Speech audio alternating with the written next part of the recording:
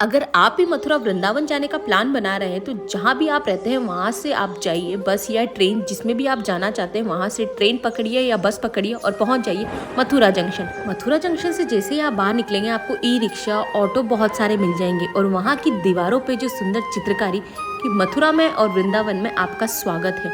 तो सबसे पहले गिरिराज जी की परिक्रमा पूरी की जाती है, तो उस वजह से मैं रुकी थी इस धर्मशाला में। यहाँ पे हम 6 जने रुके थे सिर्फ 800 रुपये में, जो कि बहुत सही रूम था जहाँ पे आप आराम से अपनी फैमिली के साथ रुक सकते हैं। और यहाँ पे कृष्ण कन्हैया राधा जी की झांकी का प्रोग्राम भी चल रहा था। उसके बाद हमने यहीं पर खाना खाया जो कि बहुत ही स्वादिष्ट था।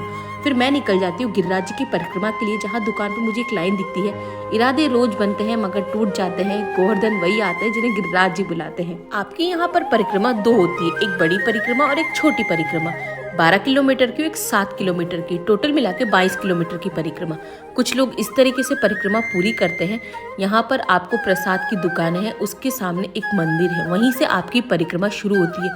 तो सबसे पहले हम वहाँ जाते हैं, उनके दर्शन करते हैं और यहीं से हमारी परिक्रमा की शुरुआत हो जाती है।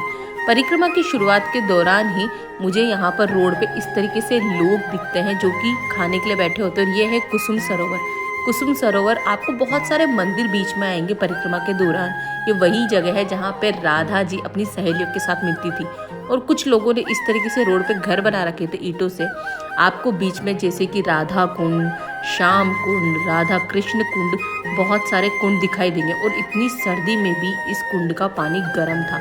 और ऐसी श्रद्धा आपको सिर्फ मथुरा में देखने को मिलेगी, जहाँ पर इतनी रात को ये छोटी छोटी बच्चियाँ राधा कृष्ण का जयकारा करते हुए परिक्रमा कर रही थी।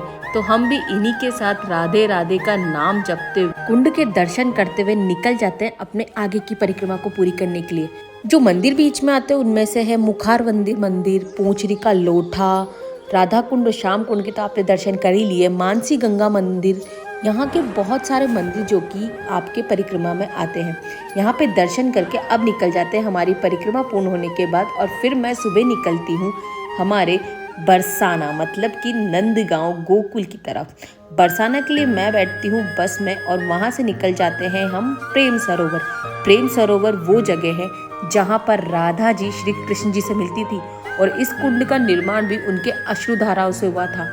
जब वो दोनों अलग हो रहे थे तो उनके अलगाव में उन्होंने अपने आंसू जो बहाए थे उसी से इस कुंड का निर्माण हुआ था। उसके बाद मेरी सवारी जाती नंदगांव में, जहाँ पे मैं पहुँचती हूँ यशोदा कुंड के यहाँ पे, जहाँ पे यशोदा जी कृष्ण जी और बलराम जी के साथ उनकी मूर्ति की स्थापना हो रही है और उनका मंदिर है। ये यशोदा कुंड वही कुंड है जहाँ पर वो बचपन में कृष्ण जी को और बलराम जी को नहलाने के लिए लाती थी। तो उसके बाद की सवारी मेरी निकलती है नंदगांव, जहाँ पर नंद महाराज जी रहते थे। उनके 2-3 महल हैं यहाँ पर। तो सबसे पहले चलते हैं हम इस महल में। यहाँ पर भगवान श्री कृष्ण का घर नंदीश्वर पहाड़ी पर है, इसीलिए इसे नंदगांव कहते हैं। नंदगांव की इन सकरी सी गलियों से निकलकर मैं पहुंच जाती हूँ नंद बाबा के महल, जहाँ सबसे पहले दर्शन होते हैं मुझे बंदरों के। तो नंद बाबा के महल में अंदर आने के बाद मुझे दर्शन होते हैं नंद महल के।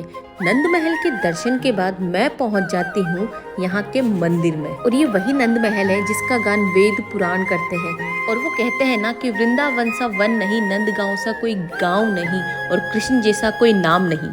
श्री कृष्ण नंदगांव में वैसे तो 9 साल 49 दिन 49 डेज तक रहे थे। सभी जानते हैं कि श्री कृष्ण का जन्म मथुरा में कंस की जेल में हुआ था, पर वासुदेव जी ने रातों रात उन्हें यमुना पार करके गोकुल पहुंचा दिया था। पर जब गोकुल में भी कंस परेशान करने लगा तब नंद बाबा ने रातों रात यशोदा मैया के साथ यहाँ पर आ गए और अपने नाम पर इस गांव का नाम नंदगांव रख दिया। उसके बाद मैं घुमाती हूँ आपको कीर्ति मंदिर। कीर्ति मंदिर इकलौता ऐसा मंदिर है जो राधा जी और उनकी माँ को समर्पित है। उनकी माँ के नाम पर ही इस मंदिर का नाम कीर्ति मंदिर है और ये बहुत ही ज्यादा सुंदर मंदिर है। इस मंदिर की आधारशिला कृपालु जी महाराज ने 2006 में की थी। यहाँ पर राधा कृष्ण की बहुत सुंदर सुंदर झांकियाँ हैं, जिसमें वो रासलीला करते हुए अपनी सखियों के साथ खेलते हुए राधा रानी को झूला झुलाते हुए सारी झांकियाँ आपको यहाँ देखने को मिलेगी। यह मंदिर अपने आप में एक अनोखा मंदिर है, क्योंकि कीर्ति मंदिर दुनिया का इकलौता ऐसा मंदिर है जहाँ पे राधा रानी अपनी माँ की गोद में सो रही है। यहाँ अंदर फोन ले जाना अलाउ नहीं है और 6 बजे से आप यहाँ पे दर्शन कर सकते हैं। उसके बाद मैं निकल जाती हूँ राधा रानी मतलब के लाडली जी महाराज के मंदिर में।